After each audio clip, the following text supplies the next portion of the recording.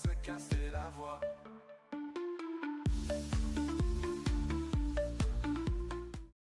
Encore vous? Eh ben, j'ai l'impression que le Barça a décidé de mettre 5 buts minimum à toutes les équipes de la Liga.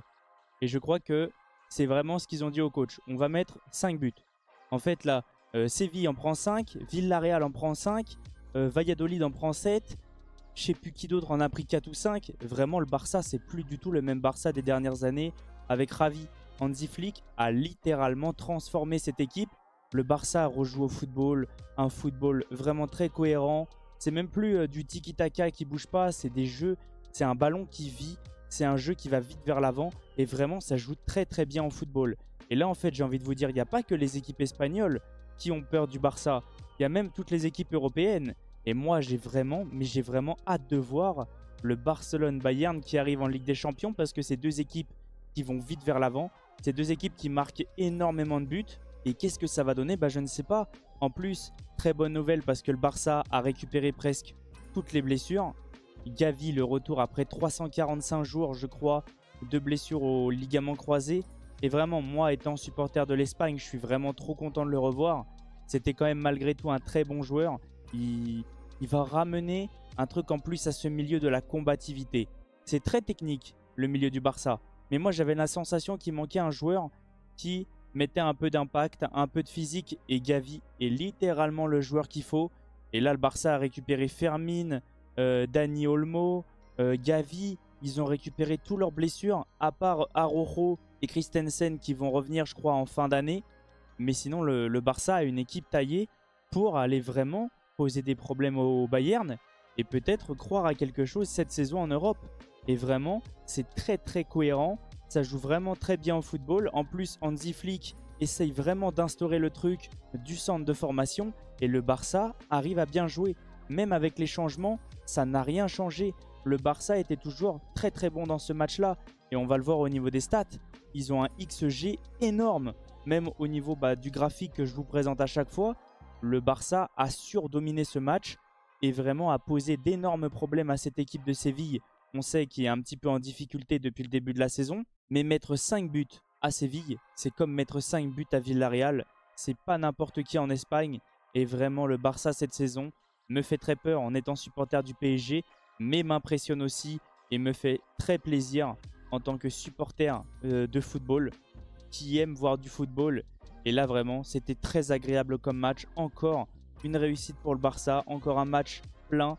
Et vraiment, leur attaque, c'est incroyable. Lewandowski n'est plus du tout le même joueur, comme j'arrête pas de vous dire. Pedri aussi. Pedri aussi. J'allais dire le petit Fati. Mais non, Pedri, Fati aussi, ça fait plaisir de le revoir. Et Pablo Torre, à peine rentré, comme je vous ai dit. Les changements, c'était à peu près pareil. Le Barça n'a pas bougé et a continué à marquer. Et Pablo Torre est rentré et a mis un doublé. En tout cas, comme à chaque fois, bienvenue à tous sur la chaîne MTO Foot. Et aujourd'hui, on va débriefer le match Barcelone-Séville. Et il y a beaucoup de choses à dire. On va regarder ça ensemble, les chiffres. On va parler de la compo, du classement aussi. Et aussi un petit peu du match contre le Bayern, que moi j'attends avec impatience, qui sera le lendemain du PSG. Donc c'est parfait parce que je pourrai le voir. En tout cas, j'espère que la vidéo va vous plaire. Bon visionnage. Avant que la vidéo commence, n'oubliez pas l'abonnement, le petit like, le petit commentaire pour le référencement et n'hésitez pas à partager les potes. Partons maintenant sur le débrief du match et vous allez voir, il y a plein de choses à voir. Déjà principalement, comme les codes s'affichent à chaque fois, pour tous ceux qui parient, déjà faites attention parce que ça peut être dangereux. Et pour tous ceux qui ont moins de 18 ans, on le sait tous, les paris sont interdits. Au niveau du score, au niveau du match en globalité, le Barça a été clairement au-dessus de Séville et a vraiment imposé son style de jeu. Comme on peut voir, 5-1, c'était très compliqué. Le score reflète totalement les cotes.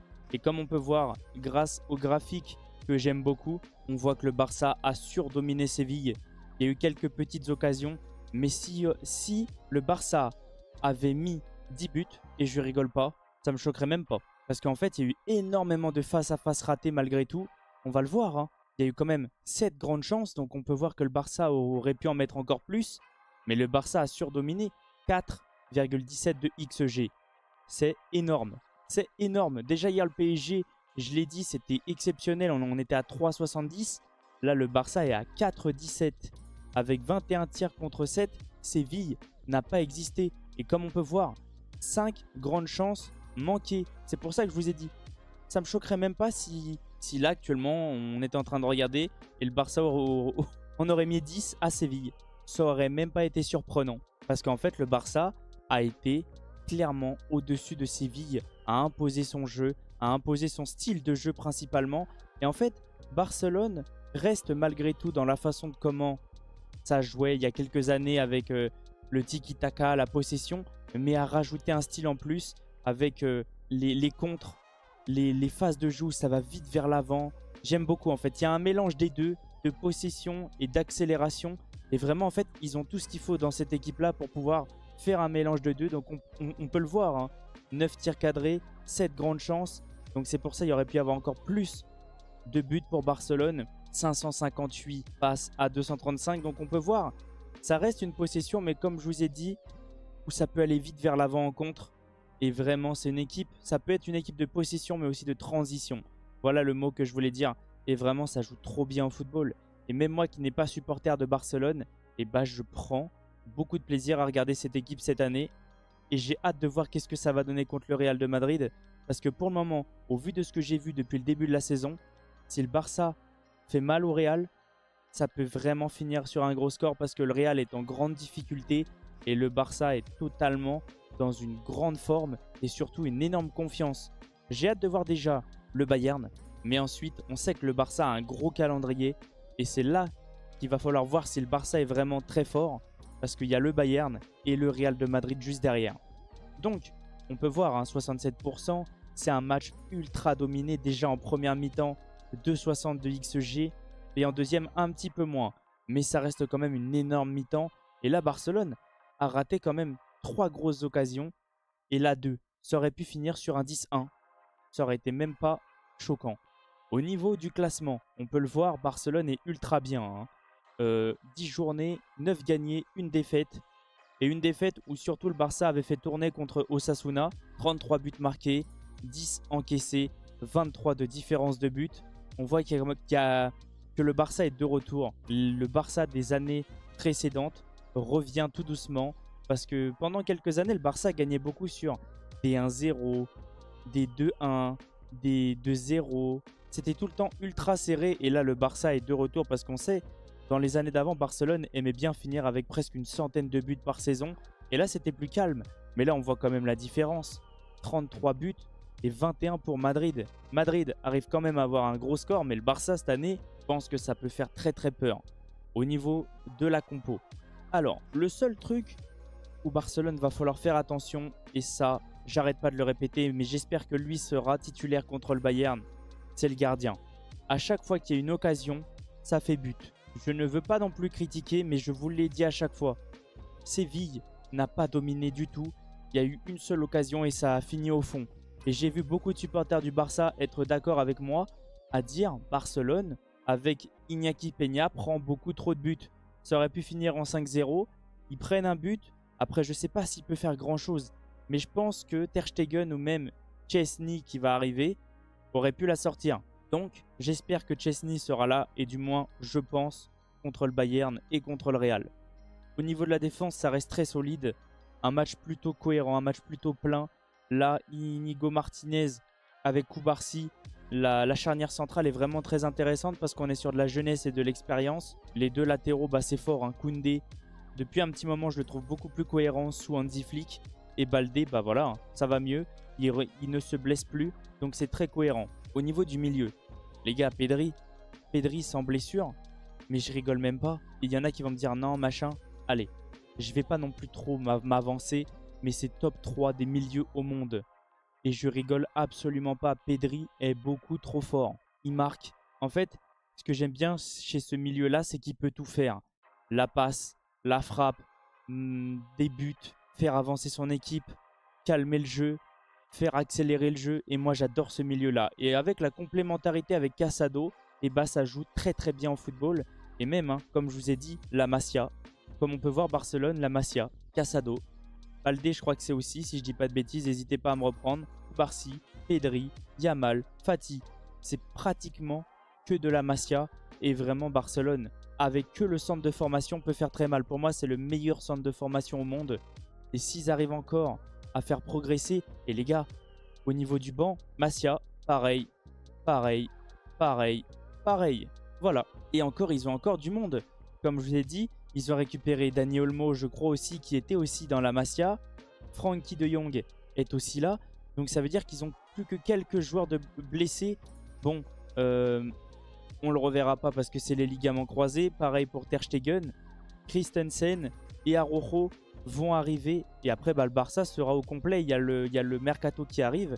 Concernant Ferran Torres, je dis pas grand chose parce que c'est quand même un joueur qui met en difficulté son équipe. Mais là, Barcelone, cette année, ça joue au football. C'est cohérent. Et vraiment, j'ai envie de voir contre une grosse équipe. Parce que pour le moment, c'est des belles équipes. Hein, ça reste des équipes de Liga. Mais qu'est-ce que ça va donner contre le Bayern? J'ai vraiment hâte de voir. Et aussi hâte de voir quelle équipe il va aligner. Et au niveau de l'attaque, les gars, Fati, bah, ça fait plaisir de le revoir parce que c'était vraiment un joueur qu'on a mis trop de pression. Autant qu'on met de la pression à Yamal qui lui arrive à passer au-dessus. Mais Fati, c'était à peu près pareil que... On le considérait comme Messi, on lui a donné le numéro 10. Ça a été trop vite. Et en fait, là, le fait que Hansi Flick arrive à le relancer, bah vraiment, c'est très bien pour ce joueur. Et les trois, Yamal, ça change pas de toute façon.